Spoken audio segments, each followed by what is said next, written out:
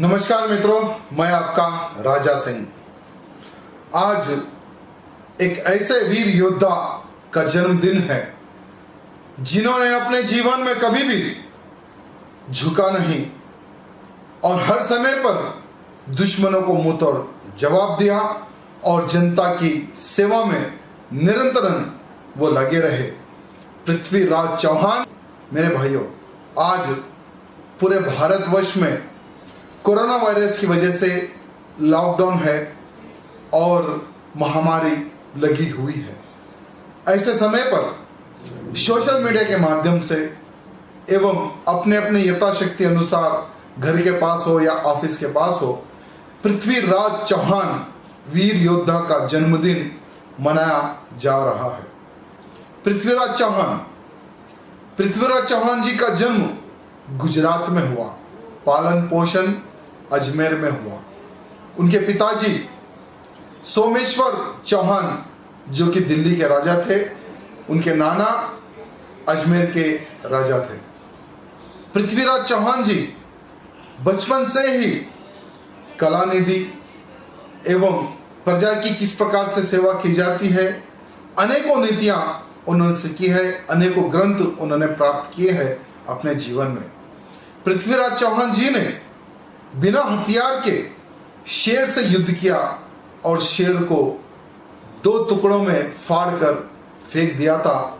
ये भी इतिहासकार कहते हैं पृथ्वीराज चौहान जी के बारे में।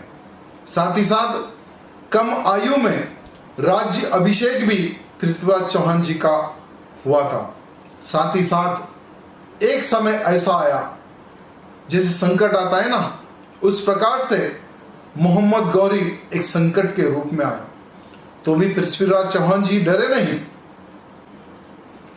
जब पृथ्वीराज चौहान जी को पता चला कि अफगानिस्तान का शासक मोहम्मद गौरी भारत में प्रवेश किया और भटिंडा पर हमला करके वहां पर उसने राज्य किया, तो पृथ्वीराज चौहान जी को पता चला कि मोहम्मद गौरी भटिंडा एवं आजू बाजू के सभी रियासतों के हिंदुओं पर अत्याचार उसने प्रारंभ किया और पृथ्वीराज चौहान जी ने मोहम्मद गौरी से युद्ध किया और मोहम्मद गौरी को भगाने में, हराने में कामयाब रहे।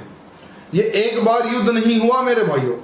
मोहम्मद गौरी को पृथ्वीराज चौहान जी जो कि हिंदू वीर योद्धा थे, उन्होंने 17वीं बार यानी 17 बार मोहम्मद गौरी को युद्ध में हराकर, पकड़कर, और मोहम्मद गौरी जब पृथ्वीराज चौहान जी के पैर पर गिर जाता था तो पृथ्वीराज चौहान जी दयावान राजा थे। दया करना उनकी एक पहचान थी। हर वो व्यक्ति, गरीब हो, कोई भी व्यक्ति हो, सहायता के लिए पृथ्वीराज चौहान जी के पास आता था तो यथाशक्ति अनुसार पृथ्वीराज चौहान जी उस गरीब की सेवा करते थे और उसकी मदद करते थे।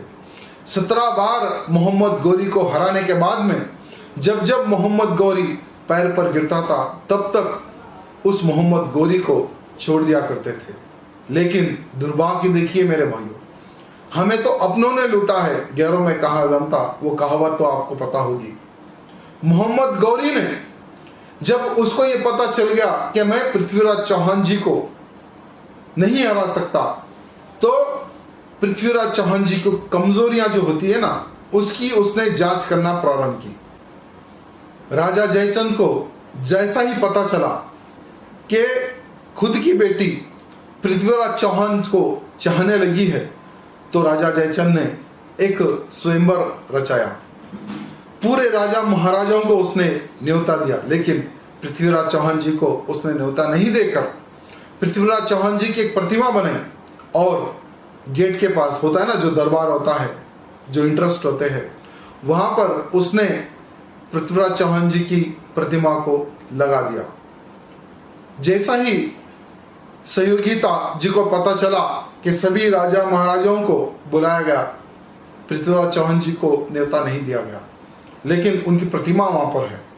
तो सहयोगिता जी ने क्या किया, वरमाला किसी राजा के ऊपर ना डालकर सीधा पृथ्वीराज चौहान जी की प्रतिमा के ऊपर उन्होंने वरमाला डाला। जैसा ही वरमाला उन्होंने डाला, बिल्कुल प्रतिमा के पीछे पृथ्वीराज चौहान जी छुपे हुए थे और सहयोगिता जी को उठाया और घोड़े पर लेकर सीधा उनके महल रवाना हो गए, यानी विवाह उन्होंने किया है। तो जयचंद एक मानो में बहुत ही गुस्से में था और किसी ना किसी हाल में पृथ्वीराज चौहान जी को सबक सिखाने की मंशा थी। तो मोहम्मद गौरी को ये इतिहास के बारे में पता चला और राजा जयचंद को मिलाकर, उसकी सेना मिलाकर और धोखे से पृथ्वीराज चौहान जी के ऊपर हमला करता है और पृथ्वीराज चौहान जी को वो पकड़ लेता है। पृथ्वीराज चौहान जी को पकड़ने के बाद में पृथ्वीराज चौहान जी को उसने वो कहता है कि मेरे सामने झुक जाओ, नजर नीची करो। पृथ्वीराज चौहान जी कहते हैं कि ये राजपूत का सर है, दुश्मन के आगे झुकेगा नहीं, कटेगा। मैं मरना पसंद करूंगा लेकिन तेरे सामने मैं झुकना पसंद नहीं करूंगा। मोहम्मद गौरी ये बात सुनकर पृथ्वीराज चौहान जी की आंखों में गर्म सलाखें डालकर उनको हंधा कर देता है और उनको सलाखों के पीछे डाल देता है। चंबरदाई जो पृथ्वीराज चौहान जी का मित्र होता है, यानी कई महीनों गुजर जाते हैं, पृथ्वीराज चौहान जी को कारावास में रहना पड़ता है। तो चंबरदाई मोहम्मद गौरी को ये कहता है कि पृथ्वीराज चौहान जी के पास एक ऐसी कला है जो किसी राजा और महाराजा के पास कला नहीं है। वो सिर्फ आवाज जहां आती है वहां पर बाण मार सकते हैं, शब्द बेनी बाण चलाने का उनके पास एक हुनर है। मोहम्मद गौरी को विश्वास नहीं होता, वो कहता है कि ये झूठ है। तो चंबरदाई जी ने कहा कि एक बार आप बुलाकर देखिए और आप अपनी आंखों से देखिए। तो एक चाल होती है चंबरदाई की, क्योंकि वो पृथ्वीराज चौहान जी का जो तकलीफ है वो देख नहीं सकता, इसलिए उसने योजना बनाई कि मोहम्मद गौरी को किसी हाल में उसका अंत करना है।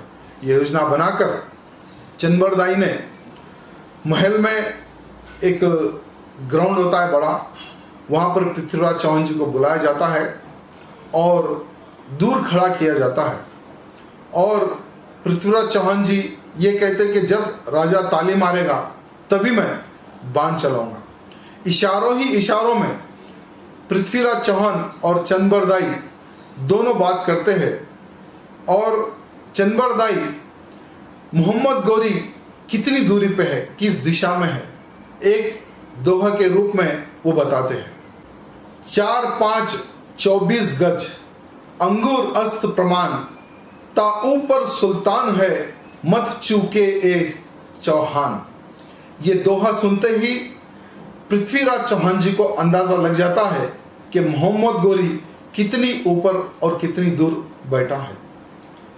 तीर कमान पर चढ़ाते हैं पृथ्वीराज चौहान जी और अपने निशाने पर बस रेडी रहते हैं और चंबरदाई कहते हैं कि हे महाराज ताली मारिए, तभी चौहान बाण चलेंगे। जैसा ही मोहम्मद गौरी ताली मारता है, अचानक पृथ्वीराज चौहान जी तीर कमान पे चढ़ाए हुए अपना निशाना बदल कर सीधा मोहम्मद गौरी पर तीर चला देते हैं और वही समय पर मोहम्मद गौरी की मृत्यु हो जाती है और मोहम्मद गौरी के जितने भी जो सैनिक होते हैं, पृथ्वीराज चौहान और चंबरदाई को वहीं पर उनकी हत्या कर देती है।